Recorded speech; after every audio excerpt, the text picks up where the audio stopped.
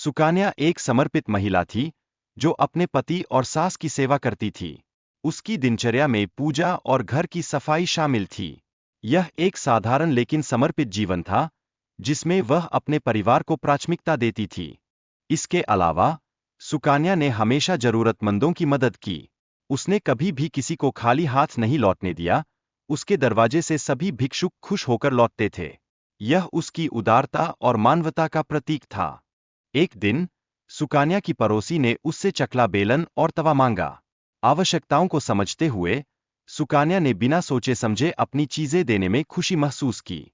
यह उसके सहानुभूतिपूर्ण स्वभाव को दर्शाता है। जब पड़ोसी ने चकला और बेलन लौटाने के लिए कहा, तब सुकन्या ने मुस्कुराते हुए कहा कि चिंता करने की कोई बात नहीं है। यह उसकी तत्परता को दर्शाता है कि वह हमेशा दूसरों की मदद करने के लिए तैयार रहती है। इसके बाद एक अन्य महिला ने सुकन्या से झाड़ू मांगी और उसने तुरंत मदद की पेशकश की।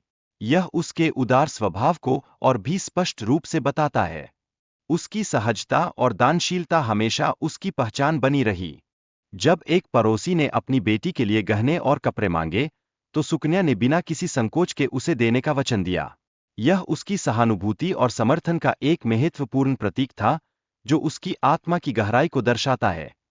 हालांकि सुकन्या का पति घटना के बाद बहुत डर गया। उसने अपने सारे सामान के चोरी होने का दुख व्यक्त किया, जिससे उनकी जिंदगी में संकट उत्पन्न हो गया। यह स्थिति उनके रिश्ते को भी प्रभावित करने लगी।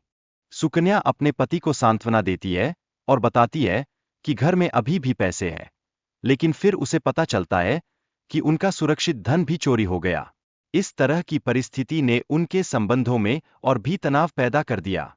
पति की गुस्से में सुकन्या पर आरोप लगाने के बाद वह उसे घर से बाहर निकाल देता है। इस घटना से सुकन्या की स्थिति और भी कठिन हो जाती है, क्योंकि वह अब अकेली हो जाती है।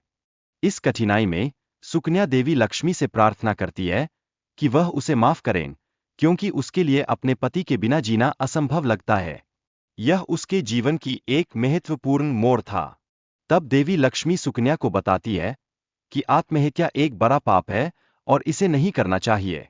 यह एक गहरी शिक्षा है जो सुकन्या को जीवन के प्रति नई दृष्टि देती है। सुकन्या को यह भी समझाया जाता है कि उसने किस प्रकार अपनी रसोई की वस्तुएं दूसरों को दी है, जो उसके लिए अशुभ है। यह सीख उसे सिखाती है कि हमें अपने संसाधनों का सही उपयोग करना चाहिए। महिलाओं को अपनी जेवरात देने से जीवन में दुर्भाग्य आ सकता है। यह एक महत्वपूर्ण चेतावनी है जिसे सभी महिलाओं को ध्यान में रखना चाहिए।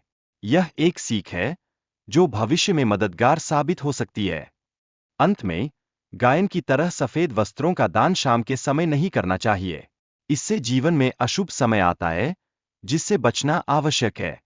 यह ज्ञान सुकन्या की यात्रा को पूर्णता प्रदान करता है। इस कथा में देवी लक्ष्मी ने सुकन्या को सही मार्ग दिखाया। उन्होंने बताया कि कुछ चीजें कभी भी दूसरों को उधार नहीं देनी चाहिए। यह एक महत्वपूर्ण संदेश है जिसे जीवन में ध्यान में रखना चाहिए।